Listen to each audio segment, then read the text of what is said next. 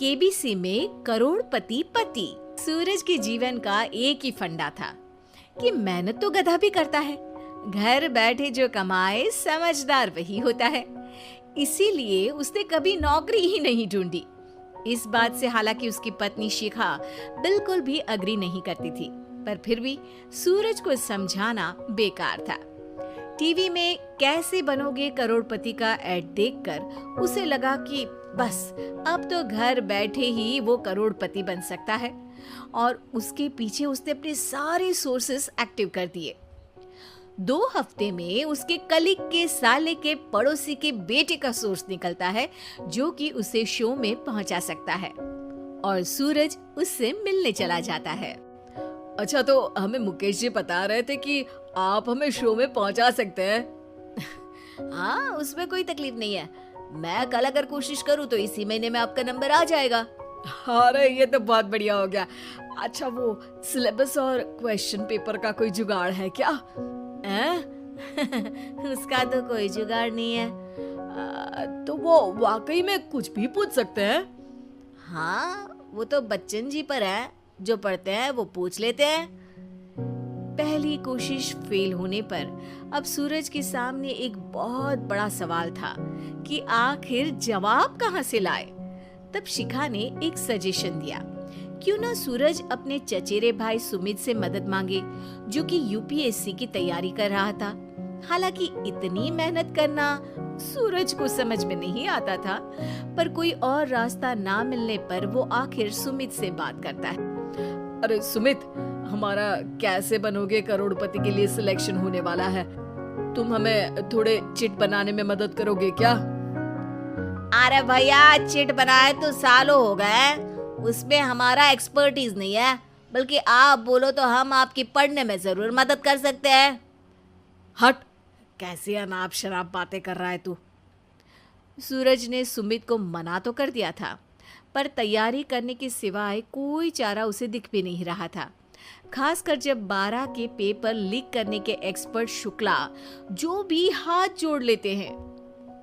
आखिर सूरज को सुमित के पास जाना ही पड़ा, और उसने सुमित और शिखा से वादा किया कि वो बहुत मेहनत करेगा। 1 महीने की तैयारी के बाद फाइनल हुआ कि शो से 1 हफ्ते पहले एक ट्रायल खेला जाएगा, जहां पर सारे रिश्तेदार ऑडियंस की जगह पर होंगे और शिखा सवाल पूछेंगी। दूर दराज से भी रिश्तेदार आकर हाजिर हो गए देखने कि आखिर कैसे बनेगा सुमित करोड़पति। सब कुछ सेट था, और इतने में सूरज आकर अपना स्पीच देता है। ये 1 महीना मेरे लिए आसान नहीं था, पर अपने भाई सुमित और अपनी पत्नी शिखा की मदद से मैं इतनी दूर पहुंच पाया हूँ। मेरे मम्मी पापा के आशीर्वाद ने भी बहुत साथ दिया है मेरा। मैं उम्मीद करता हूँ कि आज के शो में आप लोगों को बहुत मजा आएगा। साक्षी पहला सवाल पूछती है और पूरे कमरे में सन्नाटा छा जाता है। इंडिया में कितने स्टेट्स हैं? 3, सॉलिड, लिक्विड और गैस। अरे रुकिए, तो ऑप्शंस तो देने दीजिए। इतने में 5वीं कक्षा का चिंटू बोल उठता है। अरे क्या मामा, आप तो पहले सवाल पर ही आउट हो गए। अरे बेटा, पहला सवाल तो ट्रायल होता है ना। अरे तुम अब देखना। देखने जैसी बात तो थी ही। सूरज को इतना शांत किसी ने नहीं देखा था। कभी कभी तो लगता था मानो सूरज आंख खोलकर ही सो गया हो। मामा जल्दी करो प्लीज, कल सुबह पनवेल भी तो निकलना है। अरे हट, कंसंट्रेट करने दे मुझे। 3 सवाल में 3 लाइफलाइन खत्म हो चुकी थी, और अब चौथे सवाल पर भी सूरज का मौन नहीं टूटा। पर सूरज अभी भी हार मानने को तैयार नहीं था। उधर हर कोई सूरज को छोड़ सुमित को देख रहे थे। आखिर सुमित ने ही तो पढ़ाया था सूरज को। गजब बेइज्जती है यार। अरे बेटा, तो बाप का, दादा का, भाई का, सबका नाम बुड़वाएगा। अरे 3 लाइफलाइन ले ली तो भी तेरा कुछ नहीं होना है। अरे कोई इतनी बात करता है क्या शो पर? अरे बेटा, शो पर तेरे जैसे भी तो नहीं आते ना। सूरज की ये जंग आखिर 1 घंटे बाद 5वें सवाल पर खत्म हो गई, जब उसने इंडिया के नेशनल बर्ड का नाम कहा, कौवा। अरे बेटा, मजा तो बहुत आया, बस थोड़ा टाइम पर खत्म होता तो आनंद भी आ जाता। ताने बारिश के बूंदों की तरह बरस रहे थे और सूरज को भी समझ आ रहा था कि ये करोड़पति बनना शायद उसके बस के बाहर की बात है। पर वो आखिर ये बात मान कैसे लेता? वो सख्त लौंडा जो ठहरा, उसने सोचा कि बेइज्जती तो हो ही चुकी है, पर अगर मैं हार नहीं मानूं तो शायद कुछ हो सकता है।